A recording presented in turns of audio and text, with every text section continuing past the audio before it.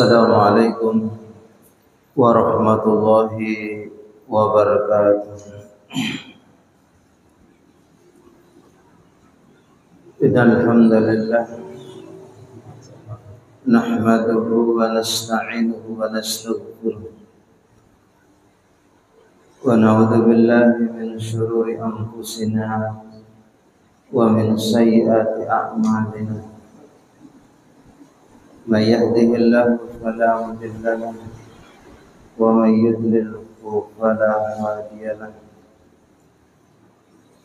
أشهد أن لا إله إلا الله وحده لا شريك له وأشهد أن محمدا عبده ورسوله لا نبي بعده. يقول الله تبارك وتعالى في القرآن الكريم بعد أن أعوذ بالله من الشيطان الرجيم يا أيها الذين آمنوا اتقوا الله حق تقاته ولا تموتن إلا وأنتم مسلمون يا أيها الناس اتقوا ربكم الذي خلقكم من نفس واحدة وخلق منها زوجها وبث منهما رجالا كثيرا ونساء واتقوا الله الذي تساءلون به والأرحام إن الله كان عليكم رقيبا يا أيها الذين آمنوا اتقوا الله وقولوا قولا سديدا يصلح لكم أعمالكم ويغفر لكم ذنوبكم ومن يطع الله ورسوله فقد فاز فوزا عظيما. اللهم صل وسلم على نبينا محمد صلى الله عليه وسلم وعلى آله وصحبه أجمعين أما بعد. Ikhwani fiddin rahimani rahimakumullah. Alhamdulillah, pada kesempatan yang berbahagia insyaallah kita dipertemukan kembali oleh Allah Subhanahu wa taala di majelis ilmu. Semoga apa yang kita lakukan ini bisa menambah keimanan kita kepada Allah Subhanahu wa taala dan kita diberikan kemudahan oleh Allah untuk memahami ilmu ini dengan baik dan kita diberikan kemampuan oleh Allah untuk mengamalkan ilmu yang sudah sampai kepada kita. Ikhwani fiddin rahimani rahimakumullah, pada kesempatan ini kita akan mengkaji tema pembahasan yang berkenaan dengan masalah puasa, fikih puasa. Kita definisikan dulu apa yang dimaksud dengan puasa secara bahasa. Kata para ulama,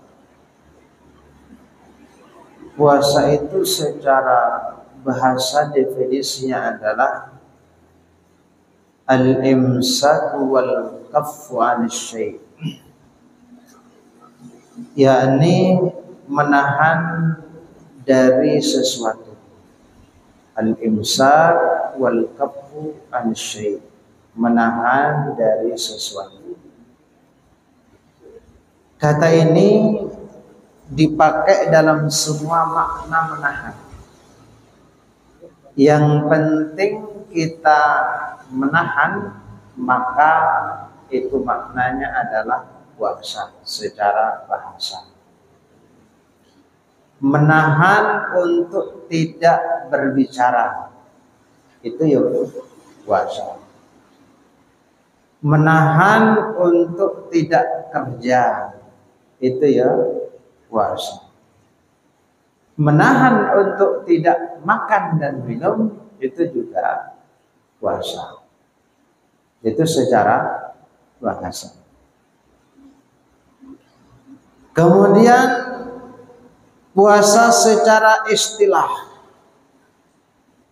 al-imsaku 'anil muftirati min tulu'il fajri ila ghurubish syamsi ma'aniyati ta'abbudi lillahi ta'ala. Puasa itu adalah menahan diri dari segala hal yang membatalkan puasa, min tulu'il fajri, dari terbitnya fajar, ila ghurubis syamsi, hingga tenggelamnya matahari, ma'aniyati ta'abbudi lillahi ta'ala, dengan niat beribadah kepada Allah Subhanahu wa ta'ala. Itu puasa secara istilah. Kemudian ikhwan sekalian, permasalahan yang sangat penting yang harus kita pahami berkenaan dengan puasa ini, karena ini termasuk rukun. Apa itu? Yaitu kita harus memperhatikan tentang masalah niat puasa. Karena yang namanya niat puasa itu ikhwan sekalian harus kita hadirkan dengan keyakinan yang sangat kuat bahwa besok saya itu akan puasa. Nek ragu berarti puasanya tidak sah. Jadi harus betul-betul yakin bahwasanya besok saya puasa. Tentang masalah niat ini, apakah kita harus memperbaiki niat kita di setiap malam atau hanya berniat di awal Ramadan saja? Ini penting. Ternyata ikhwan sekalian, di sini dalam masalah ini terjadi perbedaan pendapat di antara para ulama. Yang pertama, ini adalah pendapat jumhurul ulama, dia harus berniat setiap malam. Orang yang melaksanakan ibadah saum itu dia harus berniat setiap malam. Alasannya karena puasa Ramadan itu adalah ibadah mustaqillah. Ibadah mustaqillah itu adalah ibadah yang terpisah-pisah. Maknanya ibadah yang terpisah-pisah itu ataupun ibadah mustaqillah itu adalah kalau umpamanya kita melaksanakan ibadah puasa Ramadan ini, kemudian tanggal 28 Ramadan itu puasa kita batal. Maka puasa yang sebelum tanggal 28 dan setelah tanggal 28 itu ya tidak batal. Dia kan terpisah-pisah. Ya. Batal di hari yang ke-30 ataupun 29, maka yang lainnya tidak batal. Itu namanya ibadah mustaqillah, terpisah-pisah. Maka kata para ulama, karena dia adalah ibadah yang terpisah-pisah, niatnya itu harus setiap malam. Berbeda kalau ibadahnya itu ghairu mustaqillah, seperti sholat. Sholat itu adalah ibadah ghairu mustaqillah. Dia tidak terpisah-pisah. Kita melaksanakan sholat, kemudian batal di rakaat yang terakhir, katakanlah pas mau salam, kentut begitu, maka rakaat yang pertama, 2, 3, 4 semuanya batal. Itu namanya ghairu mustaqillah. Saling ada keterkaitannya. Ya. Lah, ikhwani fiddin rahimani rahimakumullah, tetapi di sana ada pendapat yang berbeda. Ini adalah pendapat daripada Imam Malik dan satu riwayat dari pendapatnya Imam Ahmad rahimahullahu taala, bahwa niat puasa itu cukup berniat sekali saja di awal untuk 1 bulan, yakni di awal waktu. Dan ini khonifidin rahimahullah pendapatnya Imam Malik sekali lagi. Kemudian kalau Abu Malik, penulis daripada kitab Sahih Fiqh Sunnah, beliau merojihkan pendapat yang pertama, berarti pendapatnya jumhur, niat itu harus setiap malam. Kemudian yang berikutnya, pembahasan yang berikutnya adalah apa saja yang membatalkan ibadah puasa. Yang membatalkan ibadah puasa yang pertama adalah al-aklu wasyurbu, makan dan minum, amidan secara sengaja, zakiron li saumihi, dan dia sadar bahwa dia sedang berpuasa. Paham betul dia, sadar dia bahwasanya dia sedang berpuasa, tapi dia tetap nekat makan minum, maka batal puasanya. Apa yang dimaksud dengan makan dan minum itu?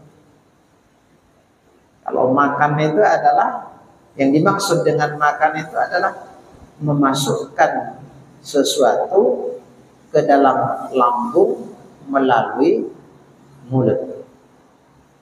Ya. Ini mencakup semua yang bermanfaat dan tidak bermanfaat.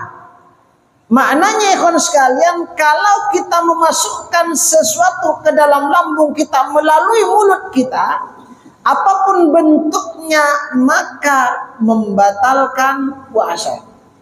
Ya. Apapun bentuknya, baik yang kita masukkan lewat mulut kita itu adalah sesuatu yang bermanfaat ataupun tidak bermanfaat, batal puasanya. Kenapa? Karena lewat mulut. Umpama itu kan memasukkan batu lewat mulut kita, itu kan batal puasanya. Masukkan paku begitu kan, ya batal puasanya. Pokoknya lewat mulut batal, ya batal ibadah puasanya. Ya. Kemudian ada permasalahan mungkin yang mungkin sering kita dapatkan pembahasan ini, bagaimana hukum dengan hukumnya inhaler. Inhaler itu obat untuk gitu, atau untuk asma, betul, penyakit, betul, yang di dalam, ya. Dengan hukum rokok. Hukumnya inhaler itu membatalkan puasa atau tidak? Rokok itu membatalkan puasa atau tidak? Ikhwan sekalian, kalau kita telisik lebih lanjut dan kita pahami, maka di sana kita akan menjumpai bahwasanya yang namanya inhaler itu kata para ulama termasuk asar dan daun, yakni bekas dan rasa yang memang dia ini diperuntukkan bagi yang terpaksa sakit, dan dia ini tidak mengenyangkan. Betul nggak? Inhaler itu kan tidak mengenyangkan. Tidak mengenyangkan. Dia adalah asar dan daun, bekas dan rasa. Kalau rokok itu termasuk benda ain. Benda ain itu berarti nek ngerokok itu merasa kenyang. Ya. Ada orang itu lebih baik tidak makan sehari daripada tidak merokok. Kan mengenyangkan, rokok itu mengenyangkan. Dia benda ain. Maknanya dia bisa menjadikan seseorang itu kenyang. Tapi kalau inhaler itu kan berbeda. Ya, maka ikhwan sekalian, tentunya konsekuensi hukum keduanya itu juga berbeda. Ya. Karena inhaler itu adalah atar dan daun, bekas dan rasa, sementara rokok itu adalah benda, yakni ain, artinya dia merasa kenyang, maka konsekuensi hukumnya itu berbeda.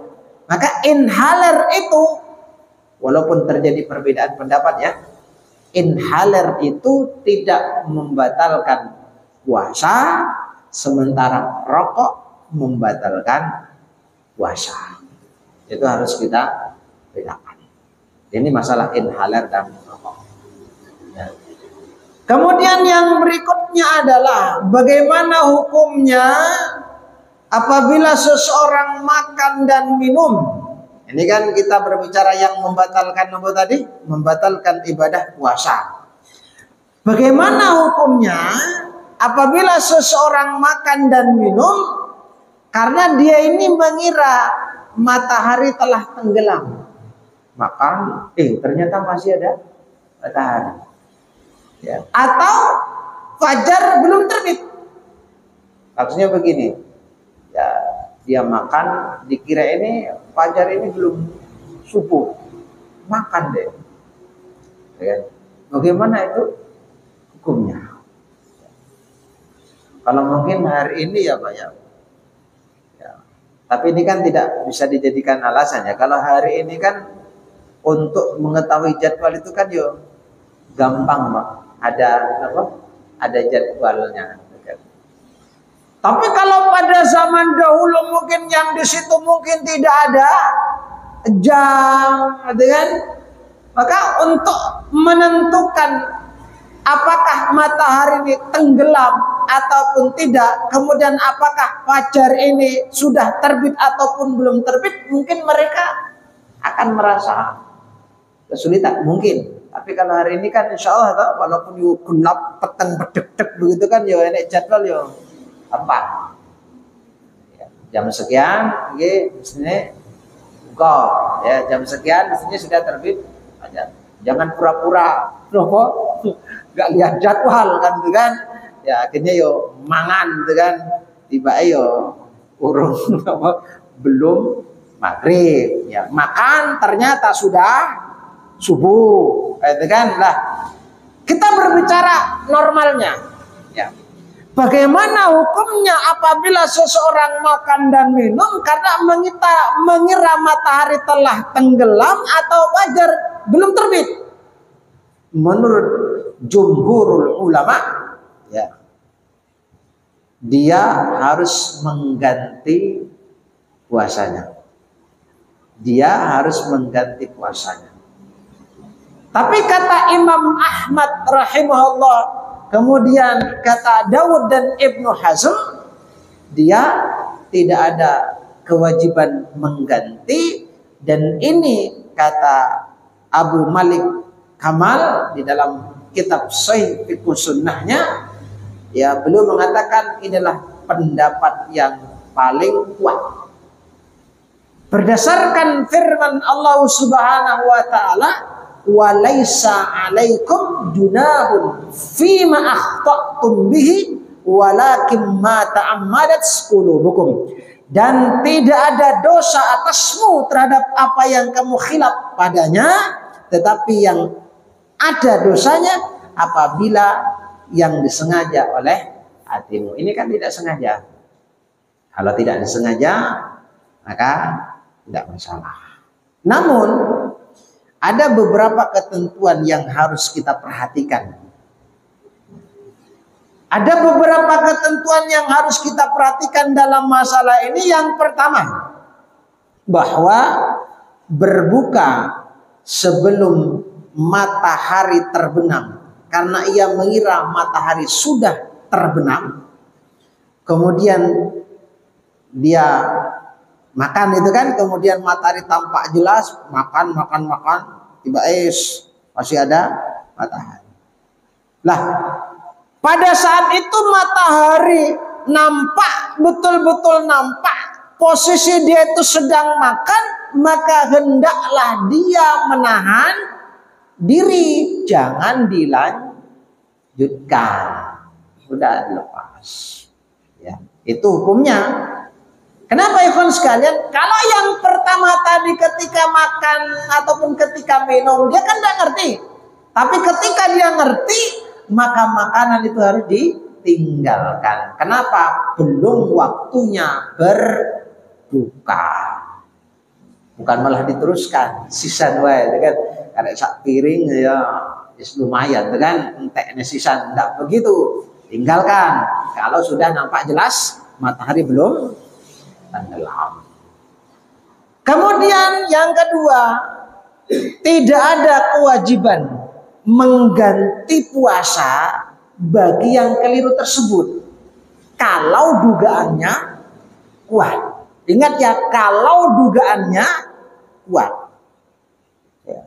Tapi kalau dia ragu dan tidak ada kecondongan pikirannya pada suatu keadaan, masih ragu dia.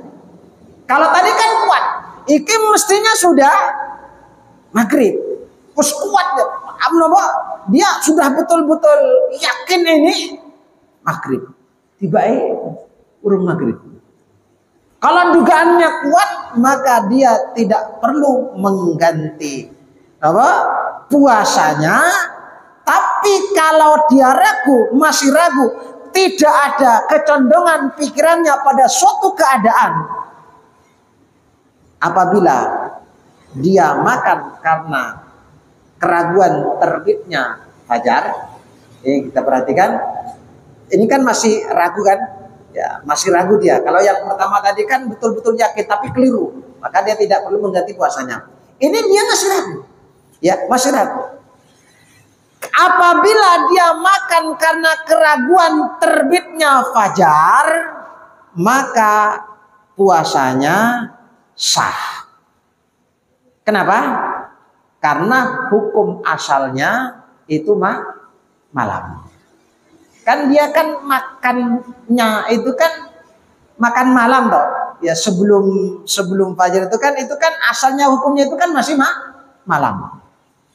Lah keliru dia, ya tadi kan belum ada kecondongan ini, belum ada kecondongan antara sebelum dan sesudahnya, ternyata dia keliru, itu kan. Maka ikhwani fiddin rahimani rahimakumullah, maka puasanya sah karena hukum asalnya itu malam. Ya. Tapi apabila dia makan karena ragu, matahari udah tenggelam, ragu, maka puasanya tidak sah. Kenapa? Karena hukum asalnya itu siang.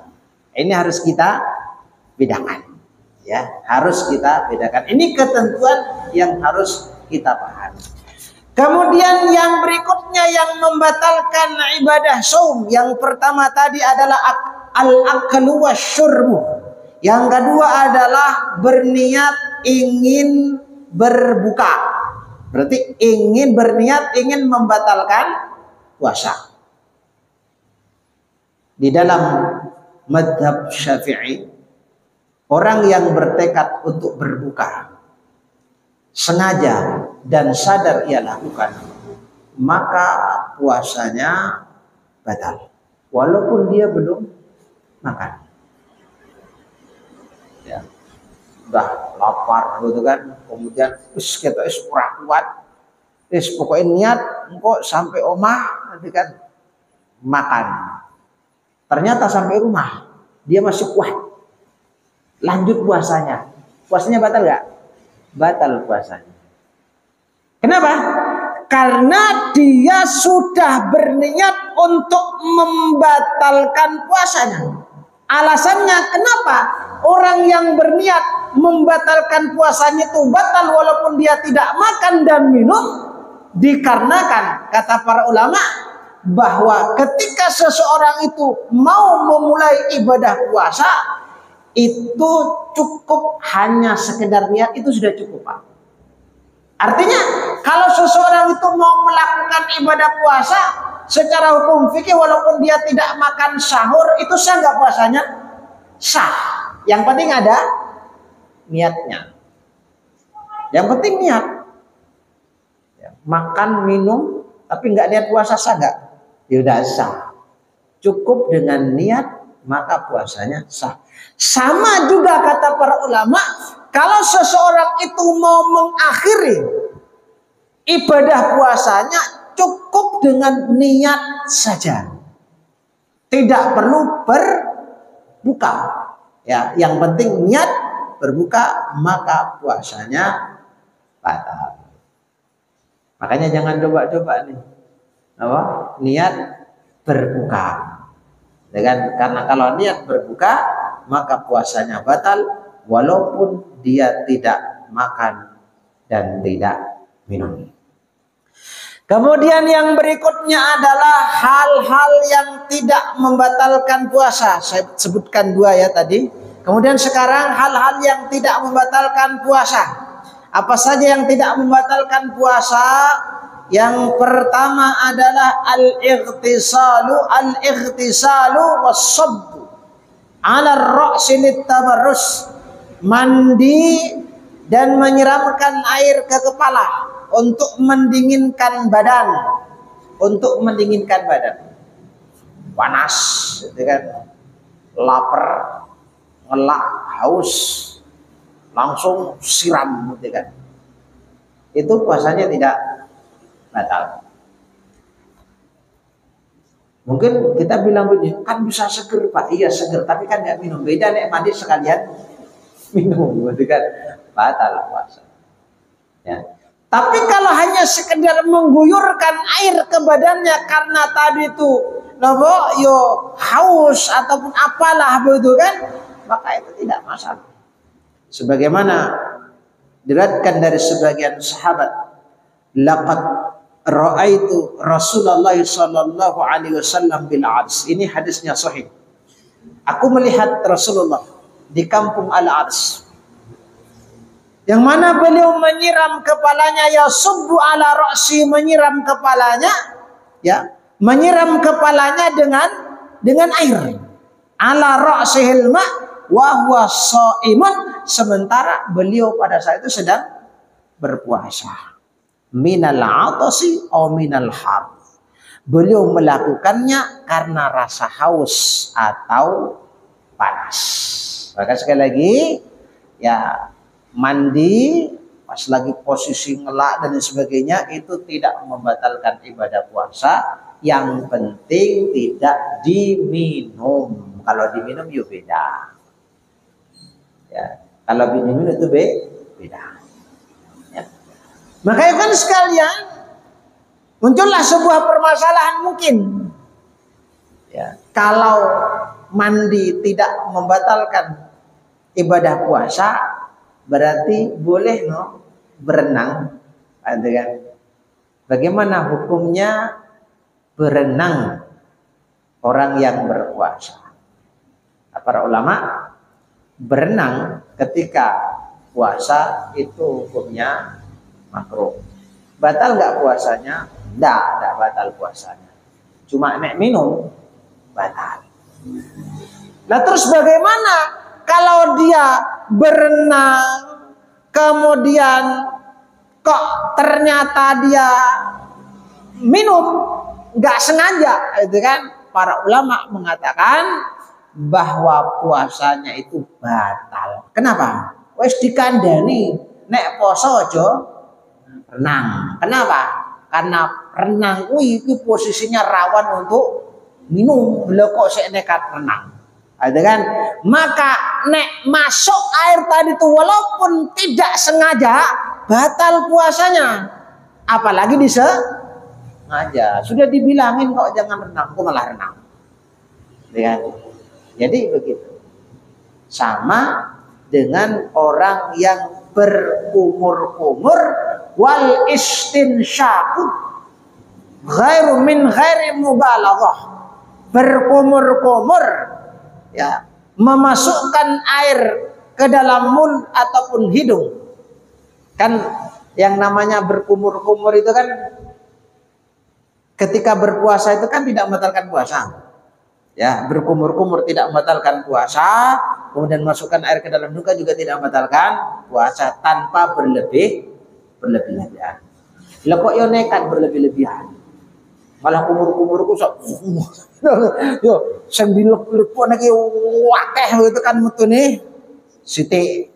Itu kan wis ngerti yang namanya berkumur-kumur itu ada aturannya. Kalau pas puasa jangan berlebih-lebihan, jangan semangat-semangatan. Lah kok malah semangat-semangatan, masuk sisan kan. Ada yang mengatakan itu puasanya batal. Ya nek kumur-kumur biasa-biasa saja toh, itu kan enggak usah kenceng-kencengan itu kan. Aku ya wis sengaja. Jadi begitu. Ya. Ya jadi secara hukum asal yang namanya berkumur-kumur itu yang namanya al-madmadha wal istinsyaq ya itu tidak membatalkan puasa. Ya. Kemudian yang berikutnya yang tidak membatalkan ibadah puasa yang nomor 3 ini. Yang nomor 3 adalah mencicipi makanan karena ada kebutuhan. Malam yasil ilal jauh selama tidak sampai ke kerongkongan. Jadi ingat ya karena ada kebutuhan. Ya bukan istrinya masak itu kan nyicipi. Padahal istrinya kan cukup toh, gitu kan nyicipi gitu kan. Maka kan sekalian nyicipi makanan itu tidak membatalkan ibadah puasa kecuali kayak seperti ngunyah, ya kan?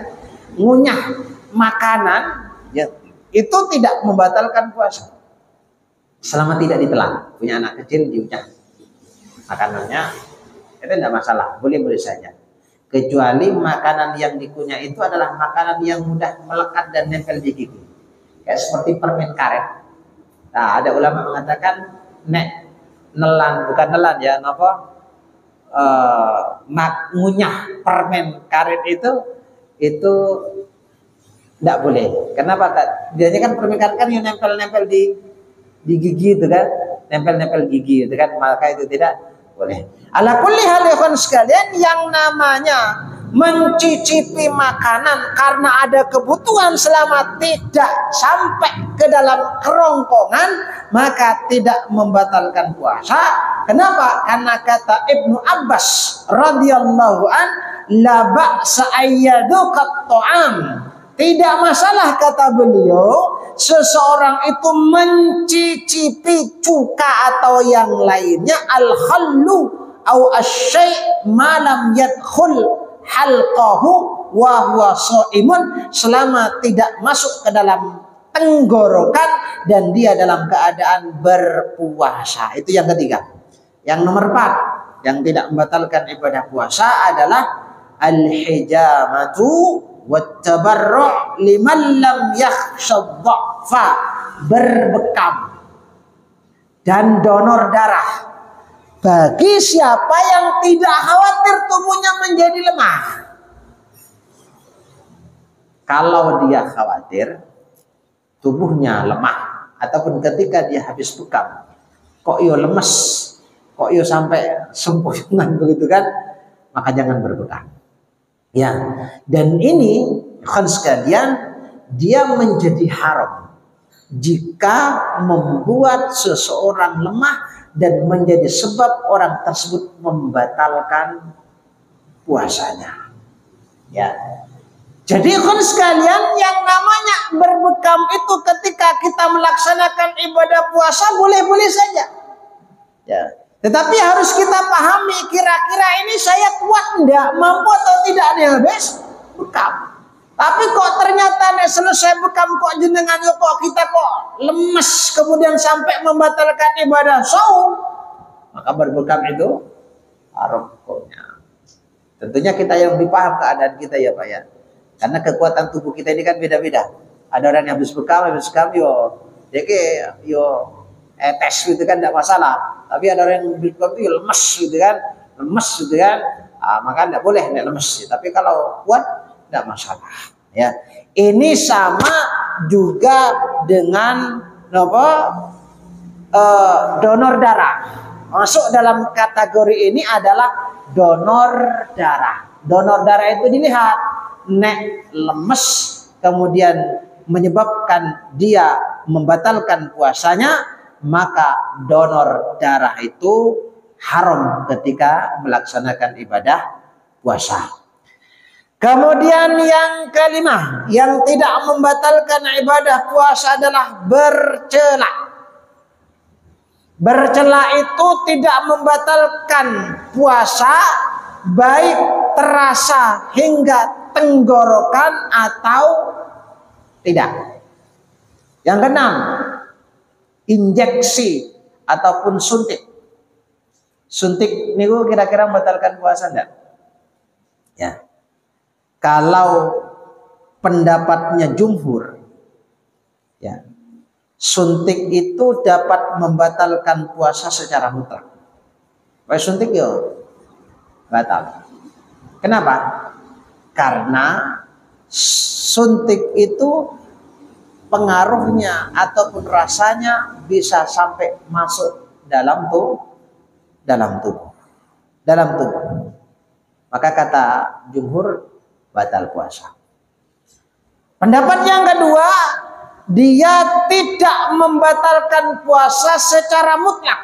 Ini pendapatnya Malik, namanya Malikiyah, karena suntik sampai ke dalam tubuh itu bukan melalui lubang yang terbuka, katakanlah lewat lewat pantat gitu kan. Lah, dia masuk ke dalam tubuh kita kan bukan melalui mulut kita, gitu kan? Maka karena dia masuk ke dalam tubuh itu bukan melalui mulut kita tapi lewat selain mulut, maka dia tidak membatalkan ibadah puasa. Begitu kata Malikiyah. Itu pendapat yang kedua. Pendapat yang ketiga adalah ini kata para ulama, ini adalah pendapat yang paling tepat karena dia merinci. Ya, merincinya bagaimana? Jika suntikan tersebut itu berisi suplemen, itu sebagai pengganti makanan, maka dia batalkan puasa. Contohnya Pak? Infus, betul nggih? Infus itu kan suntik kan? Betul nggih? Betul nggak infus itu? Suntik nggak betul Pak? Suntik. Maka dia batalkan puasa. Kenapa? Karena dia bikin seger. Selain infus kan juga ada kan? Jadi suntik yang fungsinya itu sebagai suplemen, maka dia membatalkan puasa.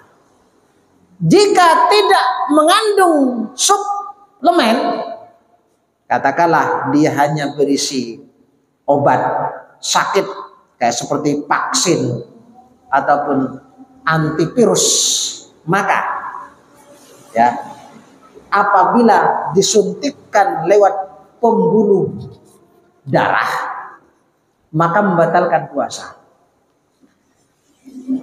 Jika disuntikkan lewat urat-urat ataupun otot yang tidak berongga, maka tidak membatalkan puasa. Yang terakhir, yang tidak membatalkan puasa adalah tetes mata. Ya, ini pendapatnya Imam Syafi'i, tetes mata itu tidak membatalkan puasa. Tapi menurut Maliki dan Hambali, batal puasanya jika sampai kerongkongan. Khonifuddin rahimani rahimahullah. Demikian yang bisa kita sampaikan pada kesempatan ini, karena sudah masuk waktu sholat isya. Mudah-mudahan bisa memberikan manfaat. Mudah-mudahan materi kajian kita yang sedikit ini bisa menambah wawasan keilmuan kita, dan kita dipermudah oleh Allah Subhanahu wa taala untuk bisa berjumpa dengan bulan Ramadan yang tinggal hitungan hari insyaallah, dan kita diberikan kemudahan untuk memaksimalkan ibadah pada bulan Ramadan. Mudah-mudahan bisa memberikan manfaat. Wabillahi taufiq wal hidayah. Wassalamualaikum warahmatullahi wabarakatuh.